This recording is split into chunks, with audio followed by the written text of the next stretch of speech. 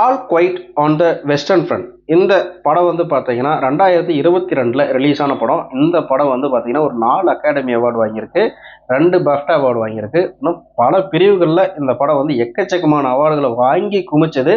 ஏன்னா இந்த படத்தோட கதை வந்து பார்த்தீங்கன்னா வேர்ல்டு வார் ஃபர்ஸ்ட்டை பற்றி எடுத்த ஒரு கதை தான் இது. அதாவது ஜெர்மன் லாங்குவேஜ்லேயும் இங்கிலீஷ் லாங்குவேஜ்லையும் ஃப்ரெஞ்சுலேயும் ரிலீஸ் ஆன ஒரு படம் தான் இது.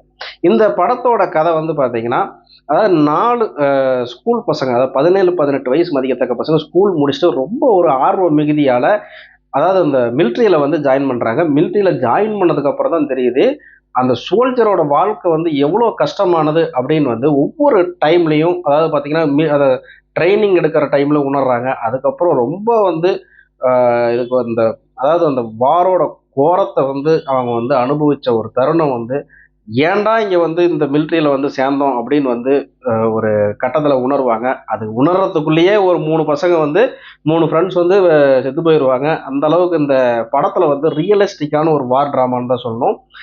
இந்த படத்தோட டைரக்டர் வந்து பார்த்தீங்கன்னா எட்வர்ட் பர்கர். இவர் வந்து சூப்பராக இந்த படத்தை வந்து எடுத்திருப்பாரு. பயங்கர ஒவ்வொரு விஷயமும் அந்த அளவுக்கு ஒரு டீட்டெயிலிங்க.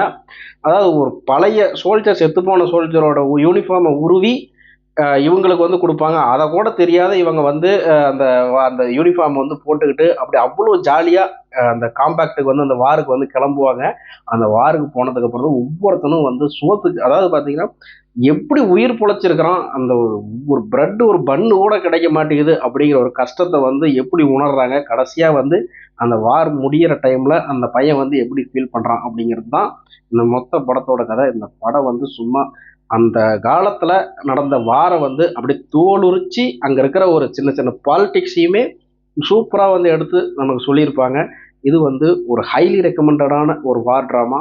இந்த படத்தை வந்து மிஸ் பண்ணாத நீங்கள் பாருங்கள். நம்ம வீடியோ பிடிச்சிருந்தா சப்ஸ்கிரைப் பண்ணுங்கள், லைக் பண்ணுங்கள், கமெண்ட் பண்ணுங்கள், ஷேர் பண்ணுங்கள். நன்றி, வணக்கம்.